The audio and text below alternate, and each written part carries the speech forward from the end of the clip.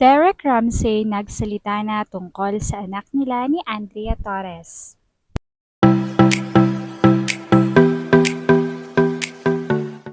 Kabi-kabila na ngang pasabog ang nagsisilabasan simula nang pumutok na ang balitang hiwalay na ang mag-asawang si Derek at Ellen. Bawat partido nga ay kani-kaniyang labasan ng mga hinaing.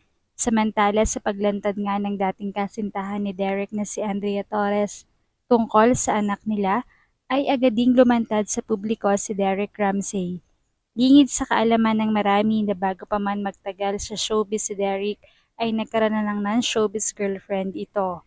Si Derek Ramsey nga ay may anak sa una bago pa siya ikasal kay Ellen Adarna. Mayroon siyang anak na lalaki na si Austin Ramsey na bunga ng kanyang nakaraang relasyon at hindi mula sa showbiz. Kilala si Derek bilang isang mapagmahal na ama at madalas niyang ipinapakilala si Austin sa publiko sa pamamagitan ng mga panayam at social media accounts niya. Ngayon, bahagi na siya ng isang blended family kasama si Ellen. Subalit ang akala ng marami ay dito lamang siya nagkaroon ng anak. Ayon nga sa aming source, emosyonal na inamin ni Derek Ramsey ang pagkakaroon pa ng anak niya sa dating kasintahan na si Andrea Torres. Opo, totoo po. Yan ang mariing pahayag ni Derek. Bago pa nga sila maghiwalay ni Andrea ay marami nang nangyari sa kanila, kaya naman hindi na rin nakapagtataka na baka nga magbunga ang kanilang pagmamahalan. Subalit nang malaman daw nga iyon ay 1-year-old na ang bata. Hindi raw agad inamin sa kanya ni Andrea ang lahat dahil natakot daw itong tanggihan niya.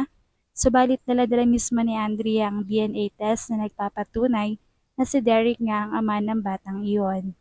Maluwag naman daw niyang tinanggap ang bata at madalas siyang nagbibigay ng sustento sa bata para sa mga pangunahing pangangailangan nito. Hindi niya lamang naamin ito kay Ellen bago sila nagkakilala at ikasal dahil natatakot itong isipin ni Ellen na hindi niya ito totoong mahal. Ilang taon na nga ang bata kaya naman nananatili ang koneksyon nila ni Andrea Torres. Patago ito dahil na din baka kumalat pa at magdulot ng intriga sa publiko at maapektuhan ang relasyon at pamilya nila ni Ellen, lalo na nga at kasal sila. Subalit ngayon nga ay dumaan na sa matinding pagsubok ang relasyon nila at mabinati siyang nasasaktan talaga siya sa nangyayari.